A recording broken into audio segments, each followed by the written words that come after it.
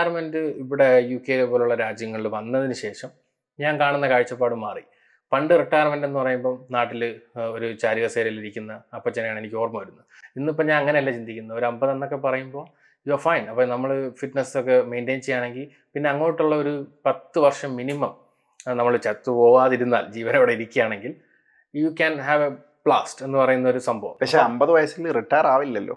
ഇവിടെ ഇപ്പൊ ചോയ്സ് അല്ലേ? NHSന്റെ പോലെ റിട്ടയർമെന്റ് എന്ന് പറഞ്ഞാൽ 65 വയസ്സാണ്. എക്സാക്ട്ലി. നാട്ടിലും ആണെങ്കിൽ വയസ്സ് കൂടിക്കൊണ്ടിരിക്കുകയാണ്. അപ്പോഴോ അവിടെയാണ് ഞാൻ പറഞ്ഞത്, ആ കൺസെപ്റ്റ് ഞാൻ അഗ്രീഡ്. പക്ഷെ നമ്മുടെ ഒരു ഇൻഡിപെൻഡന്റ് ചോയ്സ് ഉണ്ടല്ലോ എപ്പോൾ ഞാൻ ജോലി നിർത്തണം എന്നുള്ളത്. അപ്പൊ അങ്ങനെ ചിന്തിക്കുമ്പോൾ ഞാനൊരു 50 എൻ്റെ മനസ്സിൽ ഐഡിയലി ഗോൾ. പക്ഷെ അതൊരു പ്രാക്ടിക്കൽ ചിന്തയാണോ? കാരണം എന്താ വെച്ച് കഴിഞ്ഞാൽ നമുക്ക് എന്തായാലും റിട്ടയർമെന്റ് വേണമെങ്കിൽ ഈ പറയുന്ന പോലെ ഒരു സ്റ്റേജ് എത്തുമ്പോഴായിരിക്കും നമ്മുടെ കയ്യിൽ എത്ര എന്തെങ്കിലും, നിങ്ങൾക്ക് ഒന്നാമത് നിങ്ങൾ പറഞ്ഞ അനുസരിച്ച് നല്ല മണി വേണം.